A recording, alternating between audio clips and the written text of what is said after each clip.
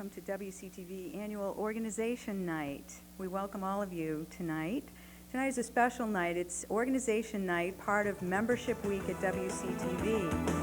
Membership Month is September, and during this special week, too, we invite members to come in and enjoy seeing some of our live programs. We're having Youth Night tomorrow night. We had a special program on Monday. Last night was Sports Night. Tonight is Organization Night. We really encourage people in the community to join as members here. Our memberships allow residents to take classes and workshops at WCTV, learn to use professional cameras and digital editing equipment. We do have a media lab, and there's lots of exciting things you can do producing programs here. Memberships are for senior citizens and students are only $10 a year. Individuals are $15 a year. Families are $25 a year, and organizations are only $50 a year. So we do encourage people to join, and tonight we have a lot of organizations here who will talk about the wonderful resources they offer to the community. I'd like to introduce first a co-host for this evening, Jim Buckley. And we will also be joining Sandra Curtin, who is also a co-host for this evening's program. Thank you for joining us. Thank you, Donna.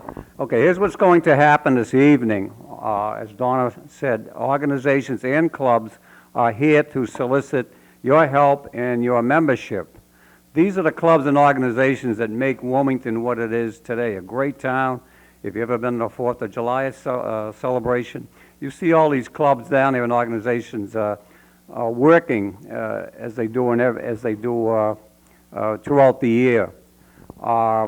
What's happening with clubs is the youth of today are not joining clubs. What we need today from you and tonight is to get the youth to get involved in these clubs so that they can become, they will remain viable clubs. So with that being said, we have our first group tonight who John is going to who Sandra Curtin is going to introduce. Sorry. Yes, thanks very much, Jim. Today, my first guests are from Friendship Lodge, Phil Nowlan and Jim Manuel, and I'd like to welcome them to this. Phil is going to give us a little rundown of Friendship Lodge, a little explanation of what goes on in that big white building. Yeah, it's a beautiful building, too. Yeah. Friendship Lodge is we're a member of the ancient Freemasons of Massachusetts. And we were constituted in 1901, and we've had meetings in that building since 1901, and we still do today. It's between the two fire stations, the old one and the new one, or between Rotary Park and the old fire station on 32 Church Street. We've updated Freemasonry has updated their system in the state of Massachusetts, where we are looking for younger people to join. The membership requirement has dropped from 21 to 18. Oh. So any man from 18 or older can join, and we would love to have the young group come in with their new ideas and new technology and state-of-the-art of what's out there and what kids are looking for. Right. And some of the things that we do, we're the biggest donator of blood in the state of Massachusetts as far as that group is concerned. And we also have what we call a CHIP program, it's Child Identification Program, and it's the most internationally accepted way of identifying a child through videotape, through teeth impressions, through DNA, and also through fingerprints. And then also we have an organization that's called HELP, and it stands for Hospital Equipment Loan Program. One interesting thing that we have done is we have sent 2 truckloads full of wheelchairs down to Texas and Mississippi. I mean, Texas and Louisiana. Yeah. And it's just really good for us to be able to do things like that, but locally, we have wheelchairs, any hospital equipment that anybody needs, it's free for the asking. Just come to us, and it's on Saturdays, and all we need to do is have you agree that you'll bring it back when you're through with it, from hospital beds to walkers, anything that someone needs, that's in need for it. Our lodge also... Excuse me, Phil. Now, if someone's listening to this and they're doing their fall cleaning, and they have walkers or any equipment, crutches or anything like that, would that be, Saturday be a time to donate that to the lodge?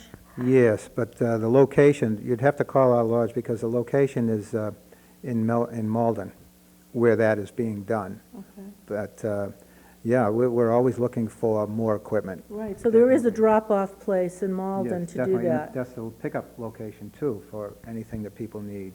Oh, Our lodge also has put up ramps for wheelchairs for people that are needy in the town of Wilmington.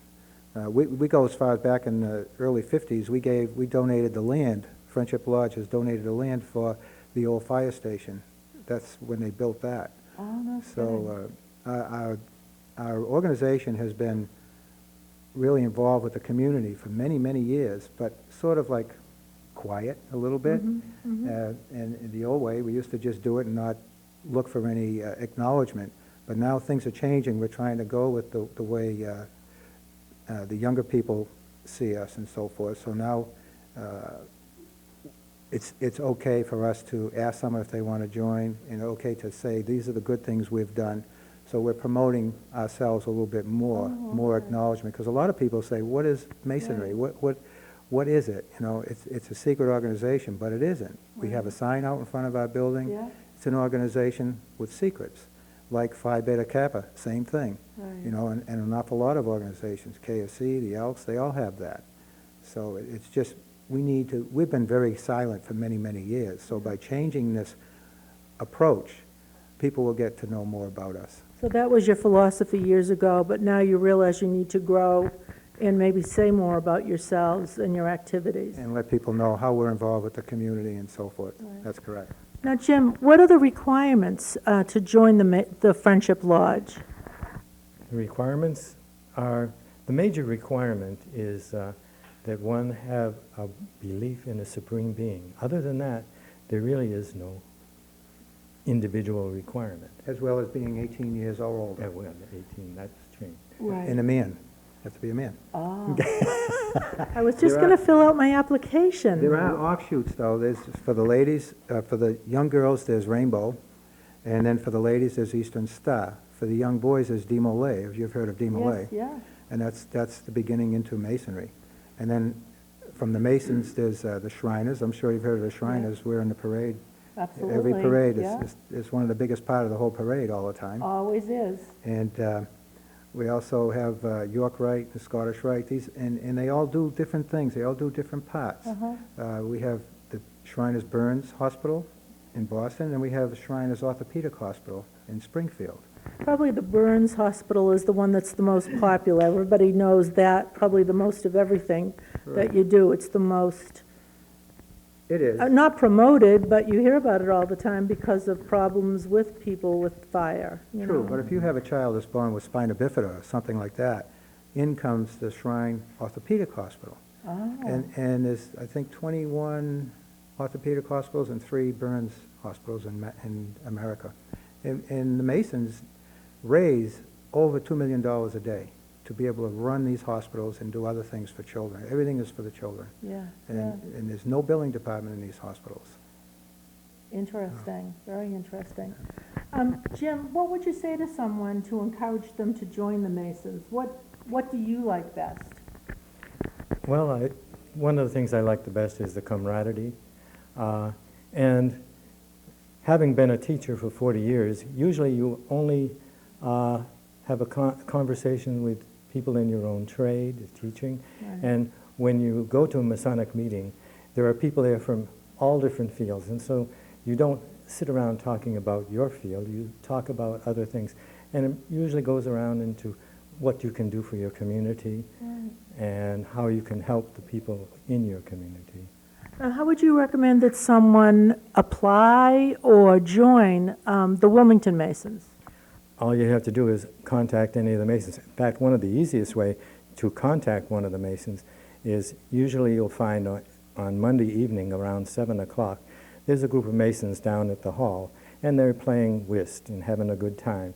And so if you dropped in at that particular time, between 7 and about 8:30, you'd find some Masons there, and you could talk to them about Masonry and have an opportunity to fill out an application. Now, is there a regular scheduled meeting that you attend? Our lodge meets on the third Wednesday of every month, with the except of July and August, Okay. And what time would that be? at 6:30. 6:30? July and August, we're closed so that everyone can be with their family during the summer hours. Right. It sounds so nice. I knew that that was a Mason Hall, and I knew that different groups rented it, but I wasn't sure really what the Masons did in town, besides the Shriners. Now, how do you become a Shriner? Well, you have to be a Mason first, and then after you become a Mason, third-degree Mason is what they call a Master Mason. Then after that, you can go into the other bodies, like the Shrine or York Rite or Scottish Rite and so forth. And they all have their different, we have the Scottish Rite Learning Center for Children. That's for children with dyslexia. And we teach them how to work with their dyslexia, because it'll be with them all their life. Phil, what do you like best about being a Mason? Helping people out and being involved with all our members, and just doing good for the children. It's doing a CHIP program. So you've heard of the CHIP program. We've done it at the new fire station last year. Yes, yeah, And it's just such a good feeling to help children, yeah. because they're our future. Absolutely. Well, it sounds wonderful, and anybody out there who's 18 and a male, you're welcome to come down to the Mason Hall and meet with them and ask them questions and see if it's something you're interested in doing. Thank you very much, Phil. Good to see you again. Nice to see you. Phil actually was on the board of directors for many years of WCTV and was a president of the board of WCTV as well. So this is a reunion for us. Yeah. Thank you, Jim. Nice to meet you. Okay, Jim Buckley will take it over. Thank you, Sandra. I have with me from the Friends of the Library, Jim LeMay, who is the president. Jim, tell us about your organization. Well, the Friends of the Wilmington Memorial Library is a volunteer nonprofit organization. We're a 501c3 organization, so your contributions or membership dues are tax deductible, which is my favorite perk. We support the library either through volunteer services or financial support to support either programs or resources that are not in the library's budget. For instance, we pay for the media Dropbox, so you can return DVDs or VCR tapes off hours, something along those lines. We paid for a number of different card tables to be used in children's and teens programs. We recently purchased a pair of speakers so that when the library puts on a movie such as Empire Falls, which was the Wilmington Reed's book. I read that one.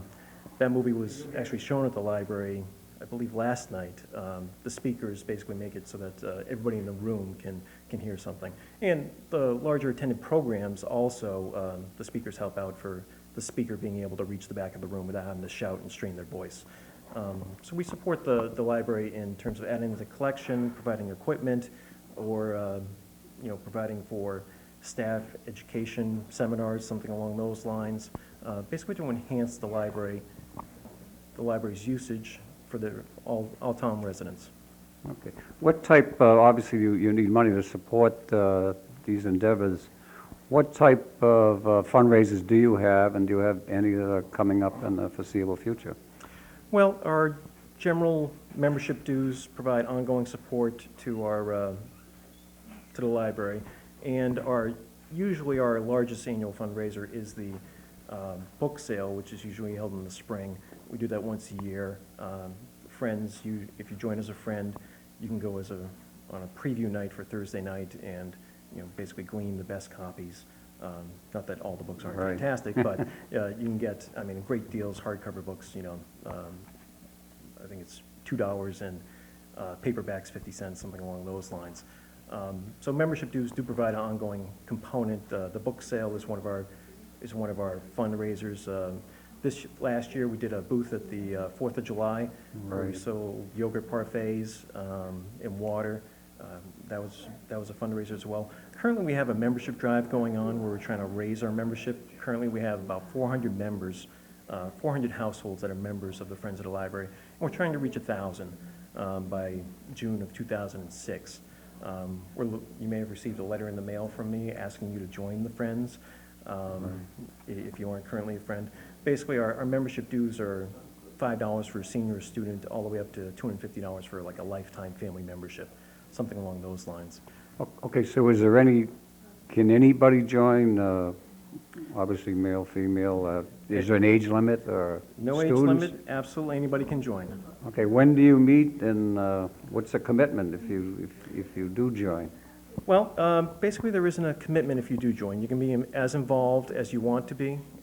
If you want to volunteer for different committees, we certainly welcome that. If you want to volunteer to help with the book sale, to help with fundraisers, to help with membership, if you have suggestions in terms of how to improve the library, different programs, both one of the main things that we support is the summer reading program for kids. There are children's programs that are going on all the time, adult programs we sponsor. Just some of the upcoming programs that the Friends are sponsoring. The Art of Pastel workshop, that's October 5th. David Cruz presenting a slideshow on the building of 128. The Friends is sponsoring that. And Alfred Watson is having a workshop, is having a program called Inspiration.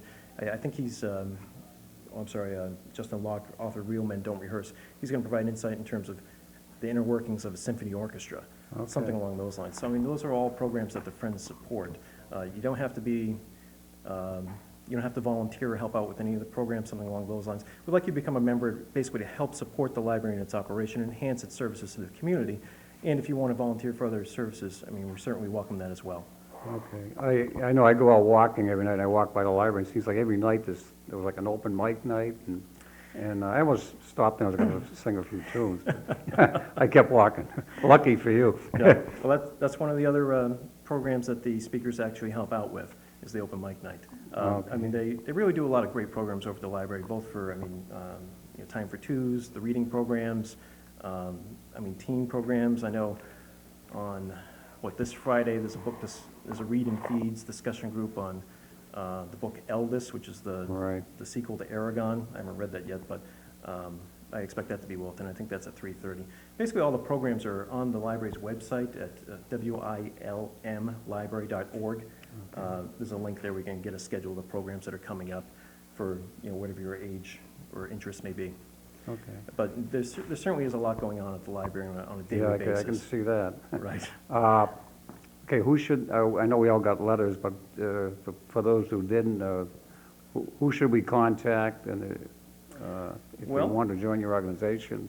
Or Sure, there are a number of different ways to join. You can stop by the library and pick up a Friends brochure. They're blue. They're at the checkout desk, and there's an application on the back which you can either drop off there or you can mail in, or you can go online at wilmlibrary.org, and there's a link to the Friends. You can print out a membership application there as well, and you can just mail that in with your dues, and we'd be happy to have you. Okay, did I miss anything? The only thing I'd like to mention is that, with the talk of the new library happening. Yeah, I want to talk about that too, but is there anything about the Friends of the Library that you'd like to add, or is that Just one other thing, maybe some of you may have seen the Friends of the Library float in the 275th parade. I just would like to thank Jeff Surratt. Jeff Surratt, nice, he's my neighbor, nice Shady kid, Lane yeah. Studios for all his great work on the float. Super. Okay, let's talk about the new library. Where are we? What has to happen next? People ask me, is it the town meeting first? Despite all the publicity that you put out, Well, it still doesn't. It's confusing because it's been back and forth and it's been, going on for a while. But basically, the state has earmarked $3.4 million thereabouts for the construction of the new library. However, in order to get that money, there need to be 2 approved votes. November 1st at a special town meeting, there needs to be a 2/3 approval vote. I think that's Okay, November 1st, special town meeting, 2/3. 2/3 approval. Okay. And I think that's at 7 at the auditorium. At the high school auditorium. Right. Okay, And that's then- November, what'd you say? November 1st, that's Okay, Tuesday. November 1st, okay. And then the following Tuesday, November 8th, at the ballot, it needs to be a simple majority. And if we don't get those 2 votes approved, the $3.4 million approved by the state, will go back into the pool and get reallocated to something else, to someone else, I should say. Someone else, yeah. And Wilmington will have to reapply to get a building grant, something along those lines. I mean, basically, we lose our spot as being funded, and we'd have to go back basically to the end of the line and reapply. And, you know, with the state's budget crisis as well, I mean, I know everyone's worried about money, but with the state's budget crisis as well, I mean, we're not sure when the next round of funding would actually Yeah, come up. yeah. I mean, the last time we went for the library in 2002, part of the issue was that there wasn't a state grant program at that time, where, you know, the library was going to be built and it was going to be paid for entirely by the town. I mean, that got defeated, but now there's, what, $3.4 million out there that would pay for part of the library. Obviously, it's not going to pay for all of the library, but What is the total cost again of the library? well, I think the total cost is 11.8 million or something Yeah, along those lines. that's what I heard, yeah, okay. Yeah, something along those lines. But, I mean, if you look at the, you know, the demographics, the size of the library, the per capita use, the number of volumes that the library has, I mean, I think it has 88,000 volumes or something like that. It's built to Right. hold 65 or thereabouts. You know, I think it's time, and the thing is, the state will only pay for a building that will meet Wilmington's needs for the next 20 years. So we can't just, you know, add on a small little wing to the current library and get the state money. It's, Oh, you I know, see, okay. we'd have to do something Yeah, larger. because people have mentioned that. See, that's, Sure. that's where you gotta pay attention to what's going on here, Yeah, folks. well, and the thing is. Read all the paragraphs. And adding on would probably cost as much as a new building, because you wouldn't get the state money to help you out.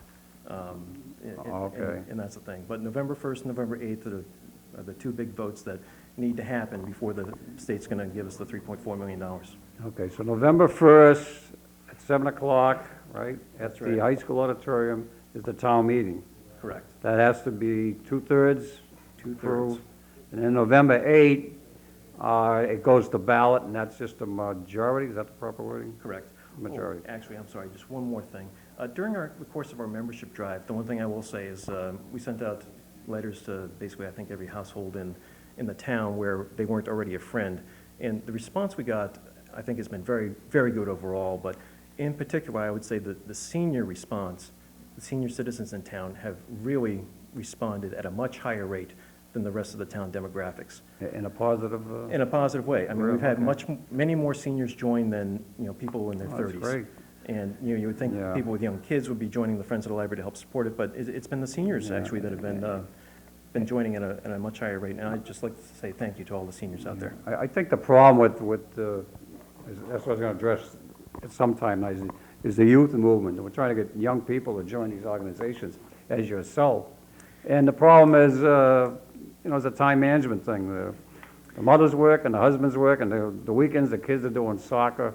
But we need the youth to take over these clubs, if you will, and get involved, because, you know, what you see happening in Wilmington, it's a great town with great organizations, and if we don't get the youth involved in these clubs, it's not going to be happening forever. You know, we're getting older, or I'm getting older. You're not. Certainly, I mean, participation in your own town and community, I think, is a key to not only the town's development, but your own development, in terms of getting to know what's out there, in terms of your entire community. I mean, in terms of, you know, living in a silo and, you know, not participating throughout the community. I think it really enriches not only the community when more people get involved, but also the people that get involved. You know, and they have to, right? We see what happens 4th of July, right? Right. Great town, great town. Fantastic. Thank you very much, James. Thank you. And good luck. Thank you. Okay. Sandra? Well, right now, I'm standing with Scott Garrant, and Scott's going to multitask here. He's involved in two groups. In the Wilmington Youth Soccer, he's vice president, and at the 4th of July Committee, he is chairman. Correct. So, just for my own personal prejudice, I'm going to go to the 4th of July Committee first, because I was telling you earlier, we never leave town the week of 4th of July. It is the greatest event. It's New England at its best, and I get goosebumps right now just talking about it. Well, I appreciate that, and there are many people, unfortunately, in the same boat, that they plan their summer vacations around that week. Absolutely. That's part of what makes it special. Yeah. What would you like to tell us about the 4th of July Committee? Well, the committee is, it's actually a nonprofit corporation. It's not part of the town. And the directors of the corporation are what everyone knows as the 4th of July Committee. And they're all volunteers who put in time throughout the year. The only month we take off is August, and that's to recover. Right. And we've already had our our next meeting since the past celebration, and we're planning for next year and for the upcoming tree lighting on December 3rd, which we also organize. Well, you know, I asked you a question about where does the money come from for the fireworks, which of course are the greatest. Every year you outdo yourselves. And perhaps you'd talk about that a little bit. Sure. The goal is to outdo ourselves every year. Unfortunately, with the laws that have been put into place where we might be reaching our maximum, but we'll do our best every year to make it just a little bit better. But the majority of the funding for our event comes from the event itself, through the carnival, and beyond that, through donations from local groups like the, I hate to single anybody out and Right, leave different others groups in off, but town. many of the nonprofit groups in town support us. In addition to the fact that many of the nonprofit groups in town, 15, 20 of them, use our event as their major fundraiser for the year. Oh, I see. Yeah, I thought it was just that they wanted to feed us really well. They do that. They do, absolutely. I don't know what else I can ask you about the 4th of July committee. I think everyone in town knows what the whole event is about. Sure. All you have to do is look around at the people with the red shirts on, and you know they're wearing themselves out to make it as good as they possibly can. I mean, it is the event of the year. It's a truly enjoyable and rewarding week for us. It's a lot of work when we get to that week. It's a lot of running around, a lot of sneaking out of work early to come down and get set up. But to see the looks on the little kids' faces when the characters come out, or to see friends meet each other who haven't seen each other in a couple of years, who've been away at college or moved out of town and came back for the event, that's what makes it all worthwhile. Absolutely. It is the tops. I did have something else I wanted to ask you about the event. You said that there's a process to be part of the 4th of July committee, but people can help out. Absolutely. We have the primary committee, which I had mentioned. We also maintain a subcommittee, which is folks who'd like to come down that week and help out. And anyone's welcome to approach us and see there's plenty of things that have to be done that week, whether it's helping with the characters or setting up for concerts or any of those events, moving sawhorses. To become a member of the committee, we require that you go through a full year. That way you know what you're getting into before you up. I can see you getting into a lot also. I think it's interesting if you had asked anybody else in town, where are you when the fireworks go off on the 4th of July? Some people would say, well, I don't know, we might be here or we might go there. We know exactly where we sit. We know who we sit with, where our chairs and our blankets are located. I mean, it's a yearly tradition that I'm sure is true of all families in Wilmington. Okay, let's go on to the youth soccer. Yes, yeah. Okay, so now, Scott, as the vice president of youth soccer, what would you like to say to us? Well, Wilmington Youth Soccer is a very large, very active program. We have about 1,400 children in Wilmington that participate in the 3 programs that we have. We have the travel program, which starts in the 3rd grade and goes all the way through seniors in high school, where kids play in the Middlesex League against other towns. We have the in-town program, which starts with the little folks in kindergarten and goes through the 8th grade, where they play against other Wilmington children. And we also maintain a TOPS program, which is the outreach program for soccer, which is for disabled children. Oh, I didn't realize the TOPS program. How long has that been in effect? It's been a few years. It's been certainly since I've been involved in youth soccer. And Ed Shelley, who's a man in town, runs it very, very well. He's dedicated to the kids, does a wonderful job. And we have many, many high school kids, upwards of 20 to 30, who come each Saturday to volunteer to help with the players in that program. Now, what's the season? When does it start? When does it end? Some would say it never ends. Well, especially if you're in a traveling group. Yeah. Correct. It usually starts the Saturday after Labor Day in the fall, and then runs until first, second Saturday in November, depending upon whether we've had any rainouts or anything. And then it'll start again the first Saturday in April and run through early June, where the Middlesex League has its Commissioners' Cup, or hopefully some of our more successful teams go out to UMass Amherst for the state tournament. So there's two seasons with soccer. Right, so it does apparently seem endless for the parents that are driving the kids back and forth. It can. Carpooling always works. Yep. I found carpooling worked fine. Absolutely. And it's wonderful to sit there on a Saturday and don't have any task to do, chat with all the other parents, watch the kids have a wonderful time on the field, watch all the colorful shirts. It's just a wonderful thing. So now we're after Labor Day.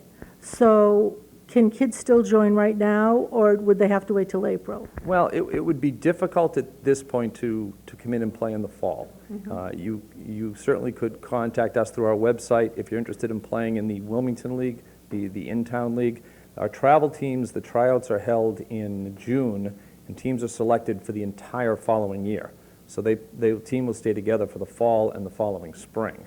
So kids, unless they were new to town, or had decided that, I changed my mind, I want to play travel soccer, Right. could put their names in and contact us, but at this point, there's no guarantees from a travel standpoint. Okay. But certainly, if there's someone interested in joining the TOPS program, that's always available, and if they're interested in joining an in-town team at this point, I'd suggest they contact us. Okay.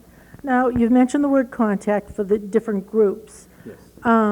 You said you had a website. Is that for all the three groups? It is. Okay, It so is. what's your website? That's wilmingtonyouthsoccer.org. Easy to remember.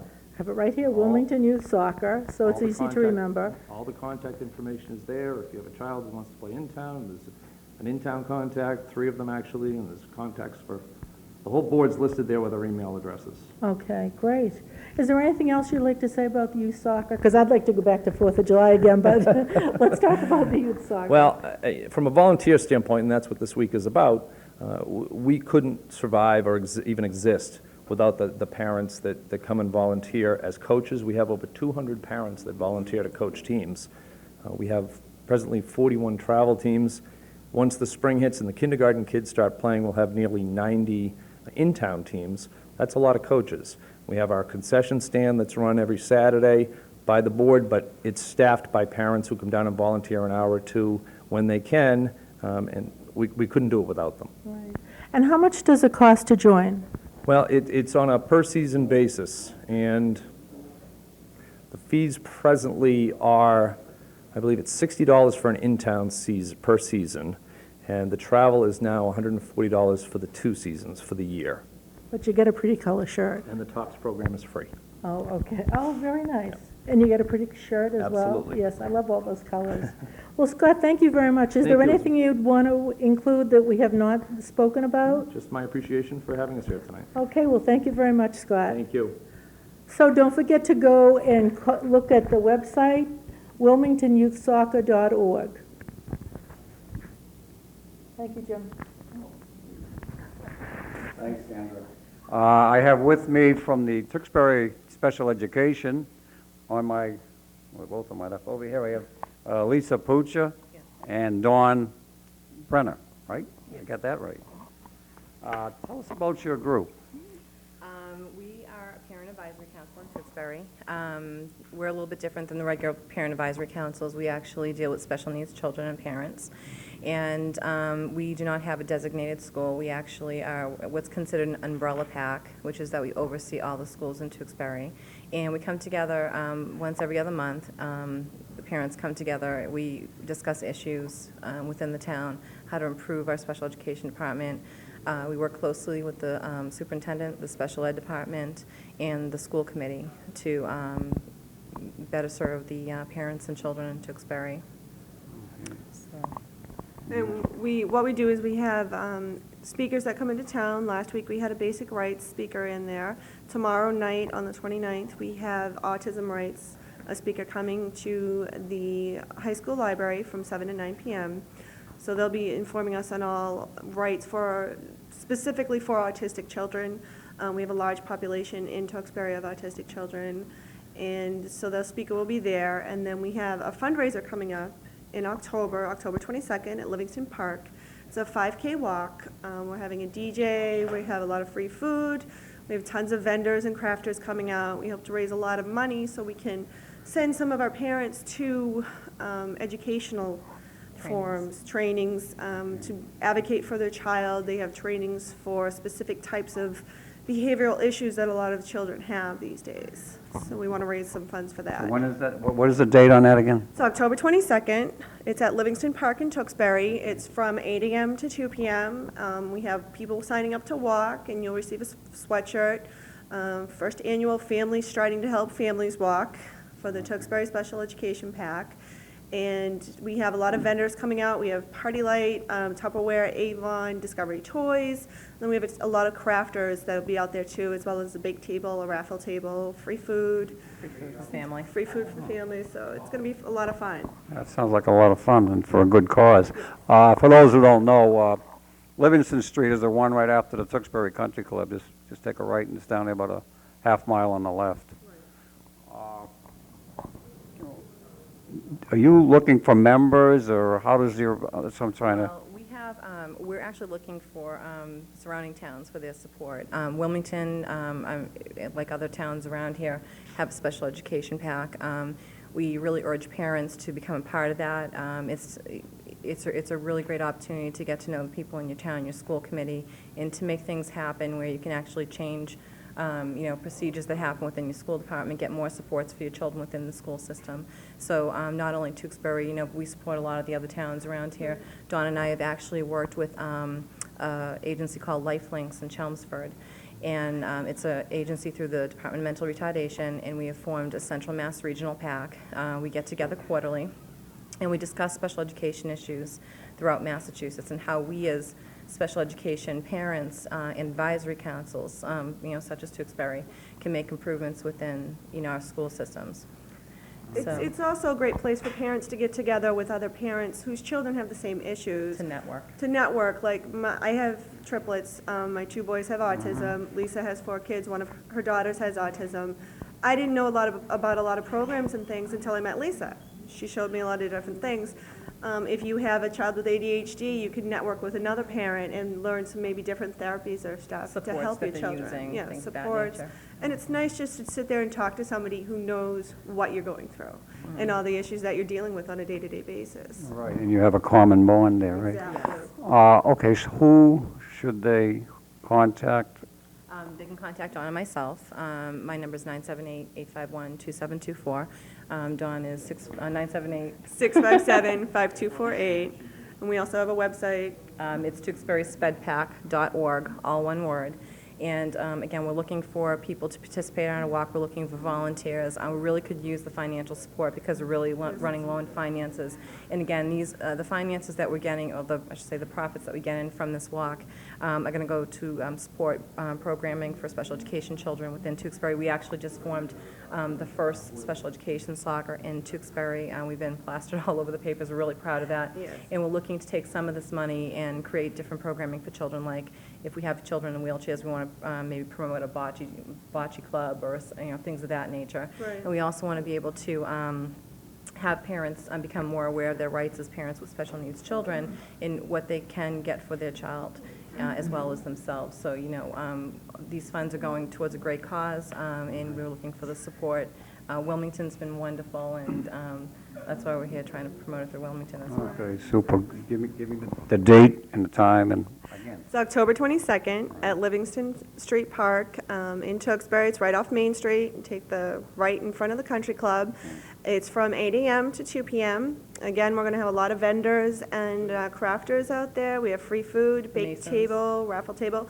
The Masons, I forgot, are doing a fingerprinting and picture ID program. Safety program for the kids there. We're going to have a DJ, my husband actually. We'll be doing a lot of There you games go. with the kids. So it should be a lot of fun, and it's the Tewksbury football playoffs as well. So if you want to watch some football, get some food, Free do a little food and shopping. Yeah, that whole area is pretty active down there. It goes crazy. There you go. And the address again, or the not the website, the email address. Our email address? Yeah, well, Our website Contact, your is, website, excuse me. it's Tewksbury Spedpack, SPEDPAC.org. Or you can call Dawn and I, we can mail you out a form, and we're also doing registration on that day as well. Again, if you register that day, it's going to be an $18 registration, and you do receive a free sweatshirt with that. well, that's great. Is there anything else you'd like to add, or did I miss something? I think pretty much covered everything. So right now, we got a lot of programs going on. You can contact us. Again, my number is 978-657-5248. Lisa's is 978-851-2724. We have a lot of workshops coming up. We have an MCAS for children with special needs in November. We have another fundraiser coming up next year. We're trying to do more of a parent fundraiser where the parents can kind of have a night out to themselves without the children. We also have another basic right workshop coming up in March of next year as well.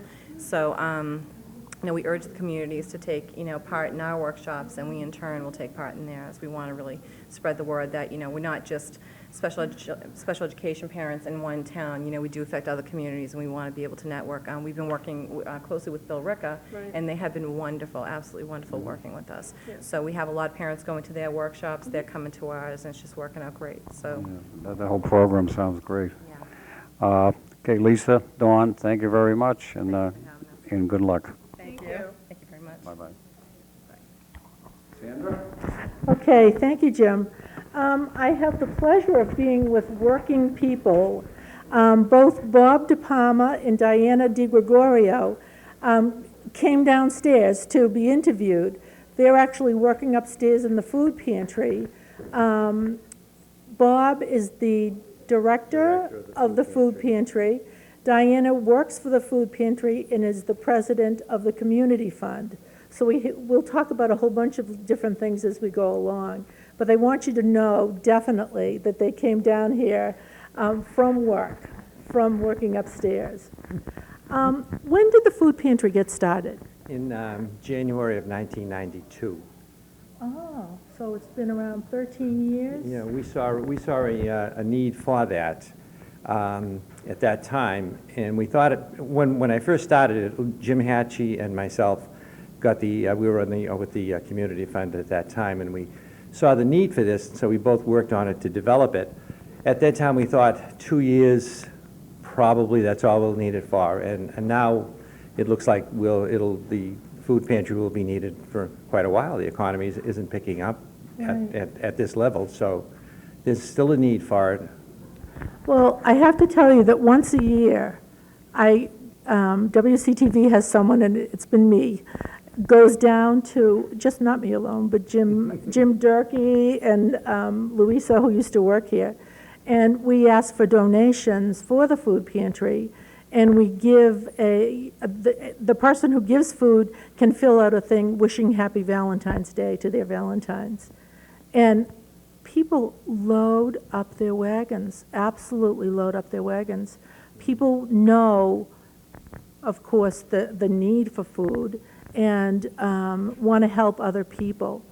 Do you find that you're getting regular donations from different groups like WCTV? Like WCTV, Wilmington's a great town for helping out people that live in the town. It is the 275th anniversary had the theme, A Big Family, and we see that here all the time.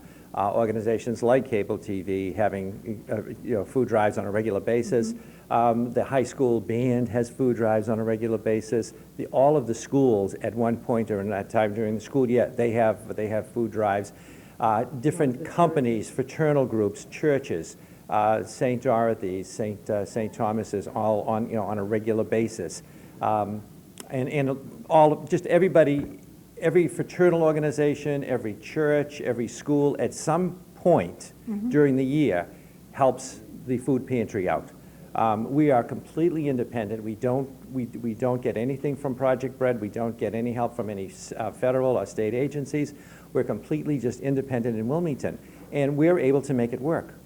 All right? Wow. We are, yeah. So I mean, our busy season is coming up. Thanksgiving, we'll be having food drives. We'll be we'll be putting Thanksgiving baskets together for, any needy family in town, and it's very successful. Now, how do you find out about needy families? Would it be through the community fund? Individually, people will either come to us through schools, nurses. We have a hotline that you can call, and people can call that, and then we have a person that screens those people and then decides what their needs are. With the Wilmington Community Fund, we also help them with their bills for medical expenses. if need be, especially fuel assistance is a big priority, and last year was such a cold winter. This year's going to be even colder. We have an insert that will be going out in the water bill pretty soon. So we try to get donations that way so that people are aware that we do have programs and that we need money to help people pay their bills. Right.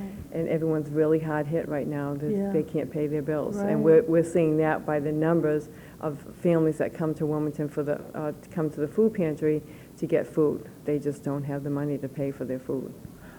So on that insert in the bill, there will also be the phone number to contact the community fund and the food pantry? It's Yes. the same phone number. Oh, it's the same number? The same phone number will get you in touch. The food pantry is a part of the community fund, Okay, so okay, we all work together. right. So if you want to donate food, let's start with that. If you want to donate food as an individual, or you have a group that hasn't done that in the past, what would you do? All right, if an individual wants to make a donation of food, there's several drop-off places that if you, we have a basket at Market Basket, at Lucci's, and at the library. So any of those places, you could leave the food, you could leave the food there. We're open on Saturday mornings right here in the Swain School from 10 to 12 to accept donations. If somebody has a conflict with those schedules and those places, they could call the phone number 978-658-7425, and we'll make arrangements to either pick up the food or work out a schedule. Okay, so we're saying food in general, but I believe you're talking about canned food and packaged food. What about perishable food? Well, perishable foods would obviously have to come right to the food pantry. So that would be one of those situations where you would probably call that number or come down to us on a Saturday from 10 to 12. We are equipped to handle just about any type of food that's donated. We have 2 freezers and 2 refrigerators. Okay. So we can accommodate any donation. Right, so we're getting close to Thanksgiving, and if someone wanted to buy a turkey for themselves and a turkey for someone else, show up on a Saturday between 10 and 12, and they could donate that turkey. Correct, right. And sometimes people just want to make a cash donation because that's more convenient for them. And what we do with cash donations at the food pantry, we will buy food items that we like to distribute. So we try to have orange juice and hot dogs or hamburger to give out every time that we're open. And we buy that with cash donations that are made to us. Right. Yes, I know when we're over at Demoulas, we get cash donations as well, and as well as the food donations. What does the community fund do? I think basically you ran down all the things that you do, perhaps in a little bit more detail. Mm-hmm. Well, our motto is people helping people, and what we try to do is we try to help people who come to us for needs that they cannot do themselves, mostly monetary. Mm-hmm. So we will address different issues when they arise. We try to get different organizations in town. There are some people who have donated time to help if somebody needs to have things built or help with any kind of services that maybe they can't do. Try to help them find fuel assistance, get in touch with the right contacts with with organizations that can help them with their medical bills, that can help them with their electrical bills and with fuel assistance. So how would someone donate money to the community fund? We have a P.O. box. It's 147 in Wilmington, Mass. And you can make the check out to Wilmington Community Fund. Excellent. It is a tax-deductible donation. Okay. And especially with this, it has been, the last couple of years have been tough. Mm-hmm. And we're probably not going to see too much of an upswing very soon. So money is probably what you're most interested in because of you can't deliver, you can't pay for their bills unless you see them, unless you have the cash available. Mm-hmm. On the other hand, Bob, I know when WCTV does the food drive at Demoulas, we give out a list and we call you and ask you, what do you need right now? So can people call the food pantry and say, what are you really in need of at this particular moment? they can certainly do that. Right now, usually at the end of the summer, we're in need of everything. Our stock usually depletes down, which is good because then we have to be very careful of dates and outdated items. So this way we know that everything that we have now is on its way out, and all the stuff that's coming in now will be new. So we know that it'll be, as fresh as possible. So this is a good time of the year to make donations as we start. And I wanted also to mention that on the Wilmington Community Fund, everybody there is a volunteer. So that if you donate $1, $1 is going to where you think it's going to help other people. There's no paid salaried people at all. Everybody is volunteered. Mentioning foods that you would need on a regular basis, what would you say are like the most popular items? I always think of pasta and peanut butter. I was thinking of lobster, but that's okay. Pasta, peanut butter, the staples, baked beans, tuna fish, some of the things that we get an awful lot of, all right, and usually we have a surplus of is like canned soup. And that's apparently a nice, easy thing to get. We get an awful lot of that. But we can use paper products. We can use, a lot of people don't think in terms of toothpaste and toothbrushes and soap, paper towels, besides baked beans, canned macaroni, sauce, beef stew, canned fruit, boxes of rice, potatoes, baked goods. We try always to keep on hand baked goods like brownies to bake are a big hit. Cereal, cookies, coffee, tea, that type of things. Hot chocolate now with the winter coming. Right. So those are the items that we'd like to Honestly, I never thought of the paper goods or soap or dishwashing liquid or any of those things.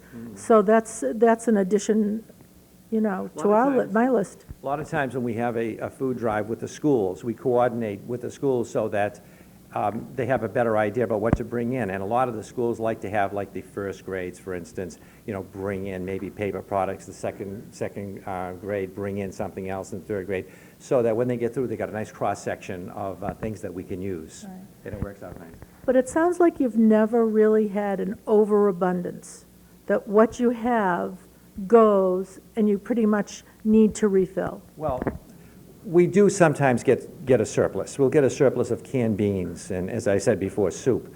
Sometimes when that happens, there's a soup kitchen in Lawrence that we'll help out. We sort of keep in mind that, hungry is hungry, whether you're hungry in Wilmington or you're hungry in Lawrence. So rather than have a surplus of food sit on our shelves and go out of date, we will move it on to needier places, not at the detriment of Wilmington's residents, of course, because that's who people want to help out when they make these donations.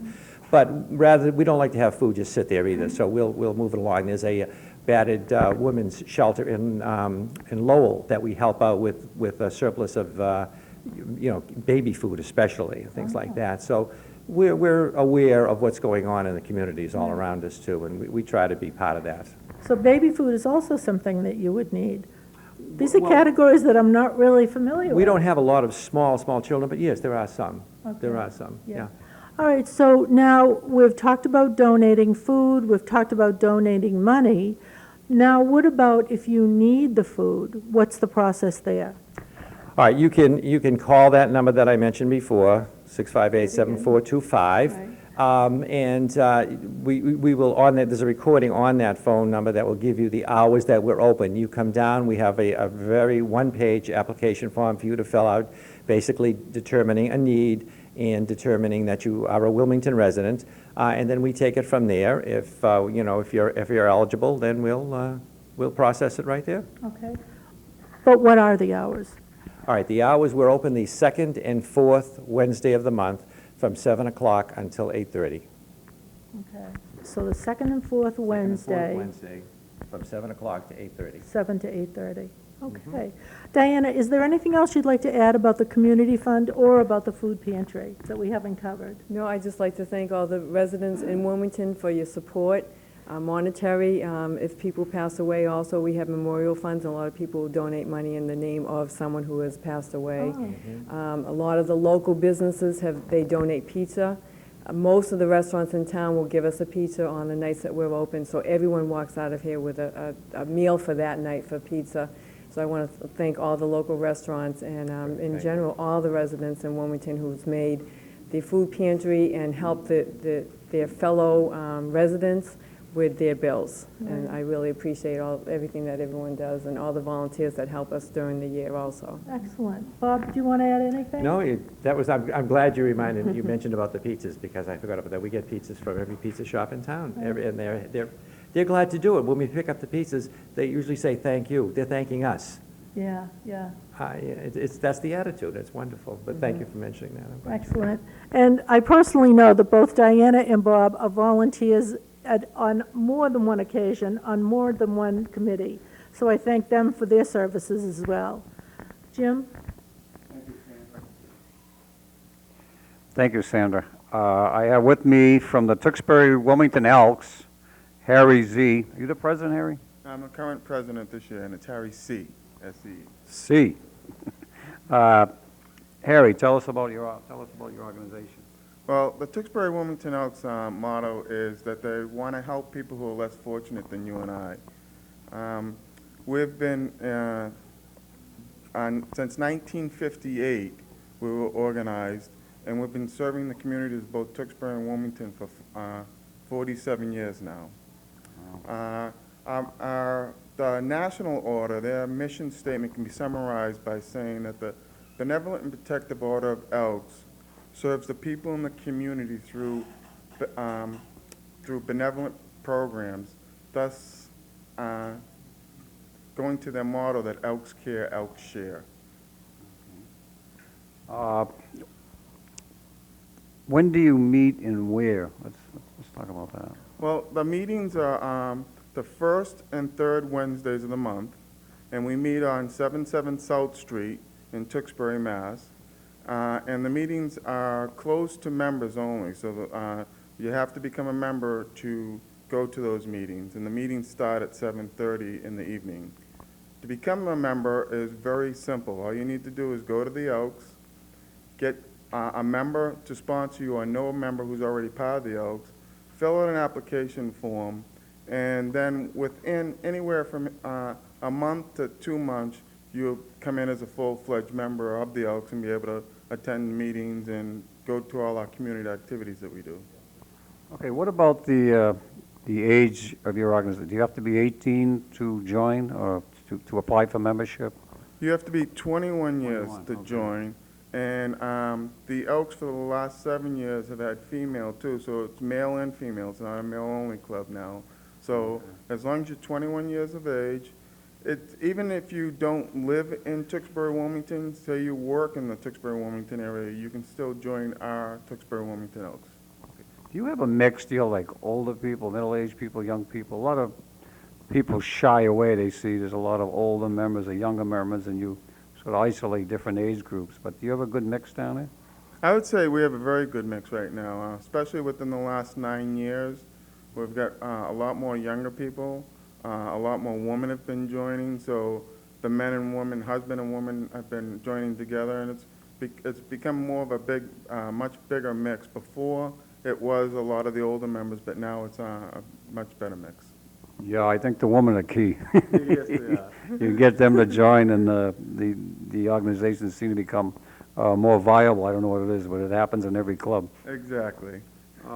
Let's talk about your fundraisers. What type of fundraisers do you do? What have you done in the past, and what do you got coming up?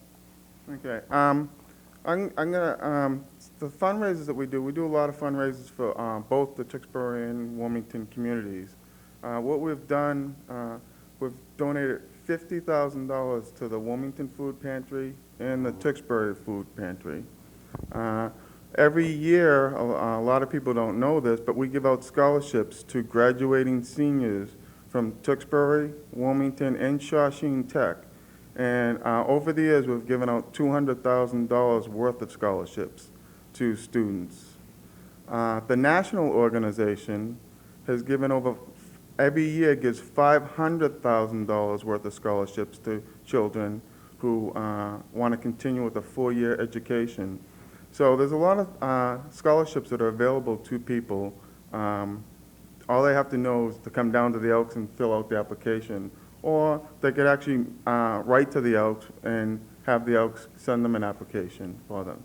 That's great. So, I've been down to your facility, and you have the, you rent out the function hall, right? Yeah.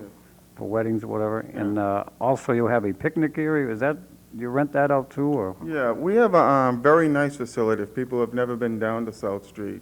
We have a small lounge area which can fit about 75 people. We have a big hall which can handle 325 people. And then the real beauty of the whole facility, in my opinion, is it's a Grove and ball field area. The Grove can handle anywhere from about 500, we've had as many as 500 people down there. We have an annual biking run that goes down there. There's roughly about 500 bikies that go down there. And it has a barbecue facility, it has horseshoe pits, and it has a bar where you can get soda or juice, or if you want alcohol, you can get that too. We also rent out our ball field. We have a ball field, it's a softball field. And again, it has a bar facility in there too, so if you want to rent it out and have a function out there, you can rent that, or we can rent that also to you. That's great, you covered just about everything. Time commitment, if I want to join the Wilmington, Tewksbury, Wilmington now, so I better get it right. What is my time commitment? Is there, do you expect me to be at every meeting? Do you expect me to do a lot of, join a lot of these subcommittees? What is the time commitment? Because a lot of young people, as you are, work. The wife works, the husband works, the kids are doing the weekend stuff with the soccer and whatever. Yeah. So what is the time commitment? We really don't have a time commitment. One of the things we do when we tell you to join, when you join as a membership, is get into something that excites you, something that you really want to do. So if for the time being your kids are too young and you can't volunteer, that's okay with us. If later on you decide your kids want to do the soccer shoot, which we have for kids all the way from age 6 to age 14, you can help out in that activity. We have a basketball hoop shoot that goes all the way to the Nationals, and the winners of the Nationals get recognized in the Springfield Hall of Fame, and the Basketball Hall of Fame in Springfield, excuse me. So if you want to get involved in that, you can. So whatever excites you is what your involvement needs to be. We don't pressure you to be involved in anything. It's totally up to you on how much time you want to commit. You said if you want to join, you can stop by the facility. Is there somebody you can, is there a website or email or something you can contact? Yes. There is a website. It's www.elks2070.com. And on that website, there's an inquiry button. If you go on that inquiry button, it will send mail directly to someone who will respond to your mail and get you whatever you need. Okay, that's great. Is there anything else you got in your list here that we missed, or you want to take a quick look at that? Yeah. The other thing that the Elks does, and I mentioned it briefly, is we support all youth activity programs in both the Tewksbury and Wilmington town. So we also help out with Make-A-Wish and other charitable organizations. Whenever they come and they need the hall or something like that, we try to help them out as much as we can. Just recently, we've had the natural disasters of the hurricanes. The National Elks has committed to give $1 million to victims of those hurricanes. Our particular lodge just recently gave a $2,000 donation to help out with that, starting with that fund. The other thing that we have is every year we run an Americanism and a drug awareness program. And that goes through the 4th and 8th grade of both Tewksbury and Wilmington school systems. And the winners of those contests come to the Elks, and we honor them, and we give them U.S. savings bonds as congratulations for those particular programs that we put on. Excuse me. The thing that we just started last year, and we're going to be continuing from now on, is every 3rd grader, both in Tewksbury and Wilmington last year, we gave them their own personal dictionary. It had, in the front cover, it had their own personal name on it, the date we donated it to them and everything. And we figured with all the budget cuts that are going on in the schools now, that particular dictionary we bought, they could keep through the whole elementary school and have with them wherever they go. That's great. Well, thank you very much, Harry, and you get a lot going on there, a busy man. Thank you very much. Thank you very much.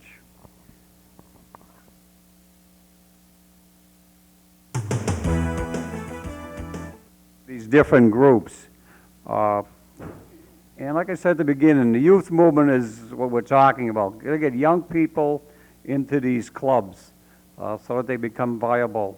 What happens is the clubs get old, and if they're not rejuvenated, they don't last. So let me just paraphrase for a minute here. You know, ask not what your town can do for you, but what can you do for your town. Thank you.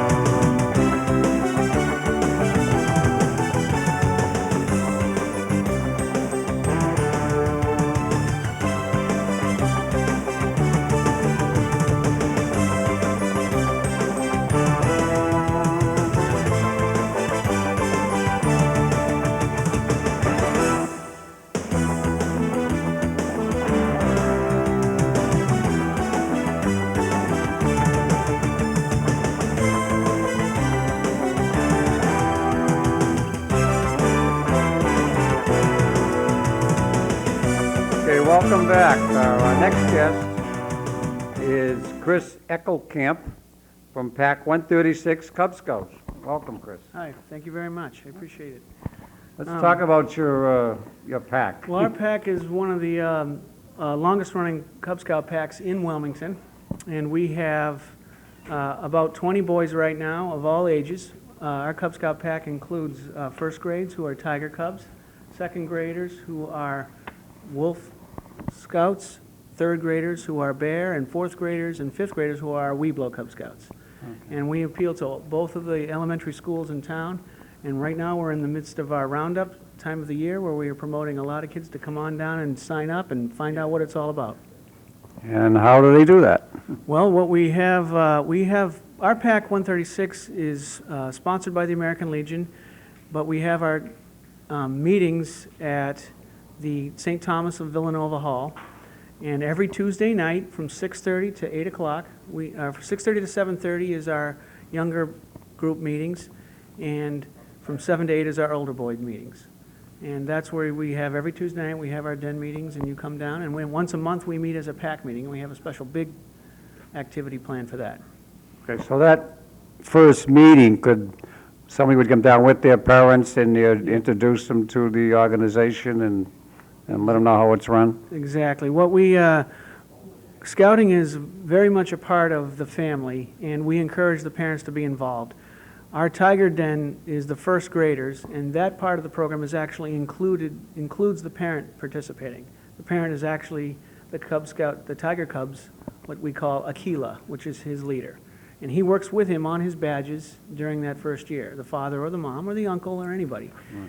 And then the second graders move up to the next level, and they work on the next level. And most of Cub Scouting programs, it's all very age appropriate, so the activities are a lot of fun.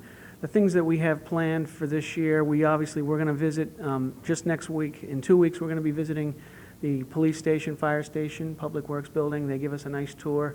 We get to see all about it. They let us see the insides of the fire equipment. We also go on a den hike, our pack hike we take, and we do a lot of cleanup for the town. We do some litter pickup. This year we're going to be going to USS Constitution for a visit. We also go and sleep overnight at the Museum of Science and sleep overnight on a battleship. These are two of the very popular activities that are sponsored, and our pack goes together as a group. Parents are encouraged to come along with them. These events aren't expensive, aren't cheap, but they do cost money, but we do fundraising to cover that. We also have a Blue and Gold Banquet, which is a family-sponsored event where we do, we have a dinner, and we have very special guests that appear. We have our town representatives that usually come, and we have many big awards for that. My favorite event of the year for a Cub Scout, for an age, first grade, second grade, third grade, is our Cub Day Camp. And the reason why I really like that event is because I'm also the camp director. We had 400 Cub Scouts this year from all over Wilmington, Tewksbury, Billerica, Chelmsford, go to our Cub Day Camp, which is over in Chelmsford at Camp Hall Center.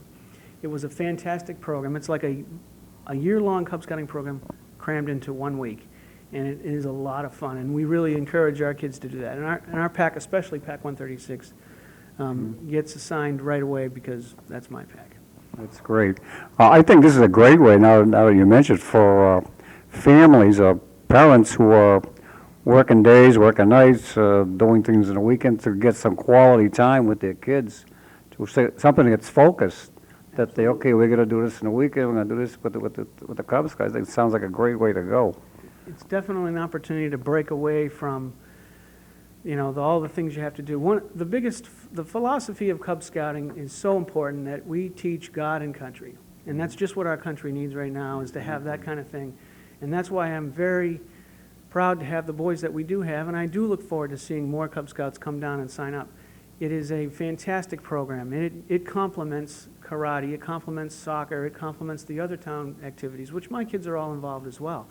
Cub Scouting is a year-round program, really, but we focus in from October to June, and we have activities every month. Something happens inside, outside, and we do tend to focus on activities that are part of respect for God and other people's beliefs, and of course for our country. We're very patriotic, and being part of the American Legion also helps us there because we do a lot for the community in that regard.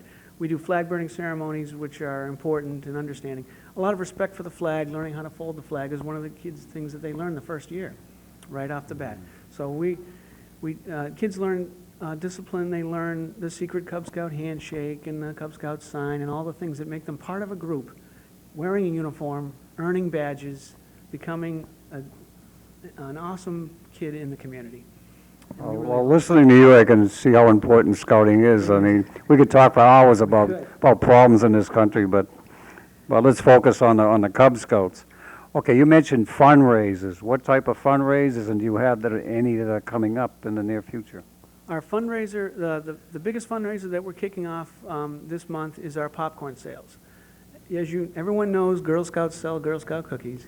Cub Scouts sell popcorn. And we're very big on that. You should be seeing us around town selling popcorn. It's very quality. It's very good tasting popcorn. There's many styles. There's chocolate covered. There's light buttered. There's all the good stuff. Microwave popcorn, already made up canisters, makes for great Christmas gifts, all different various sizes. The money we take on that usually helps fund and pay for all the boys to go for free to the Museum of Science, sleep over there. So if these boys can raise enough funds for that, they get to sleep over underneath a dinosaur for free. The other fundraiser we do is a bowl-a-thon, and we also we go over to the Woburn Bowl-a-Drome, and we just have lots of bowling for pins, and they have a lot of fun doing that, and that raises us another bunch of money. We also have a booth at the 4th of July too. We work with our Boy Scout troop on that as well. That's a great way to go. I mean, with your children is.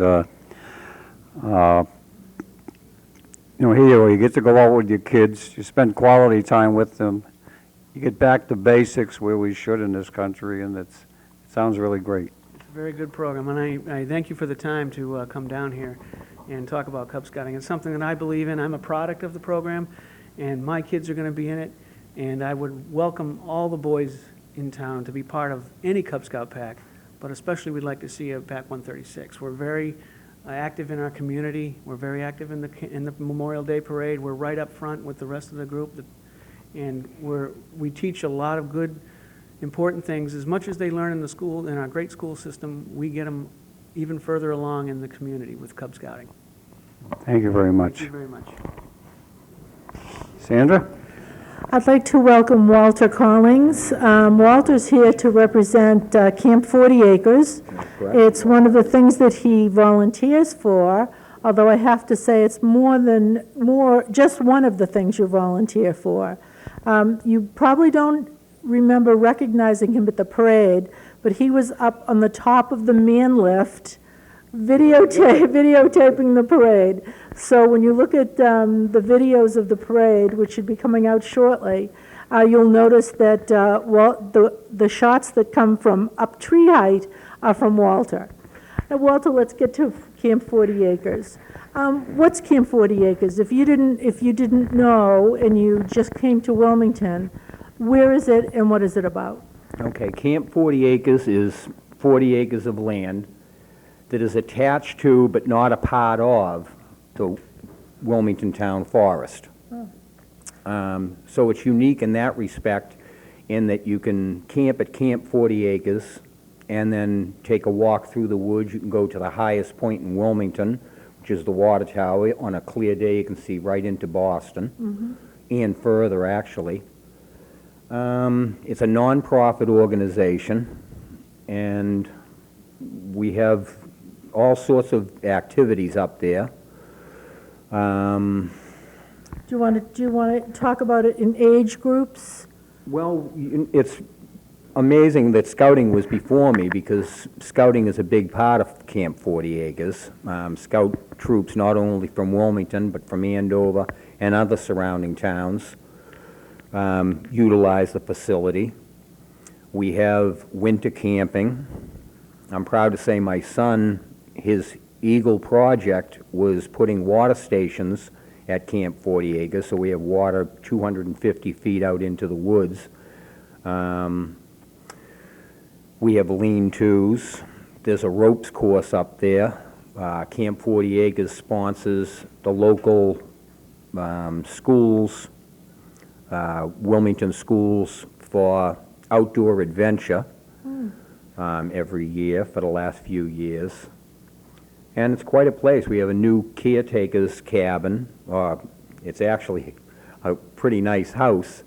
We had a big work party up there this past Saturday. The president, Rick Barry, couldn't be here tonight. He needed some time off, and he's down in Costa Rica for a couple of days to relax. I can't blame him. So this is kind of ad lib on me coming in. I just want to advertise Camp 40 Acres. It's at the end of Andover Street. If you follow Andover Street up to the Andover line, you'll see a rustic sign on the left, Camp 40 Acres.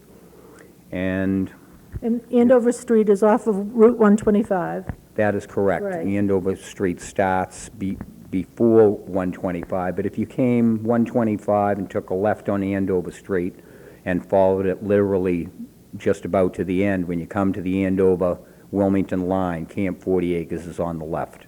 Now, if you just wanted to go there and use the ropes or camp there, can you just do that, or do you have to get permission to do that? Well, you would call ahead, and the camp is open. The camp is open for camping year-round. The water wouldn't be on during the winter months, naturally, because your pipes would freeze and so Right. forth. But the water is crystal clear, deep well spring water. Is it We have a website, I'm sorry. Oh, okay. The website is www.camp40acres.org. That's CAMP 40ACRES.org. Okay. And you could find out a lot of information on that. Right. One of our new board members, Ben DeGennaro, has been working on that, and that's a great accomplishment for sure. Oh, yeah. Ben is also a graduate of Wilmington High School. That he is. Yes, Yeah, I know that. yeah. He's well versed in computerese, as they say. Right, yeah. What do you like best there? The thing that is unique about Camp 40 Acres, again, is that it's attached to the town forest.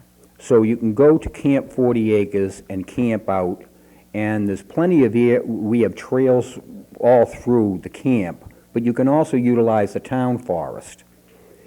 And when you drive up the road, when you take this left off of Andover Street and you start driving in, you're in New Hampshire.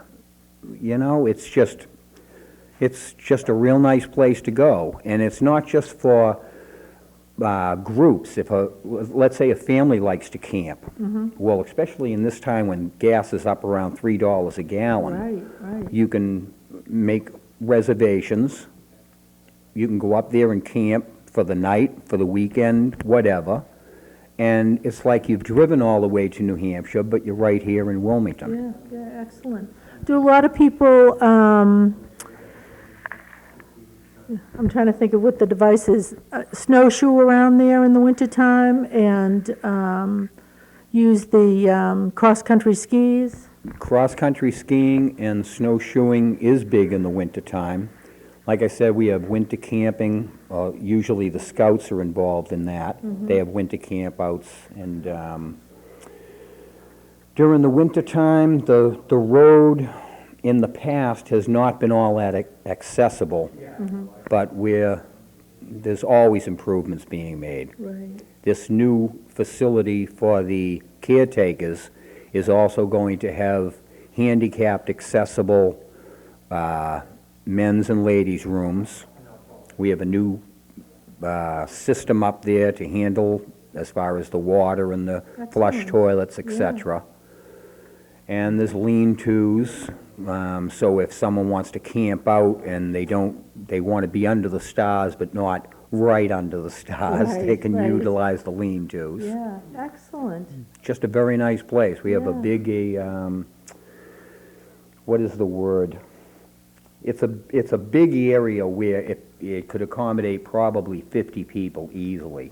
There's tables and chairs under there where they could sit. Like a grove area, yeah. Exactly, but it's Yeah. a covered area.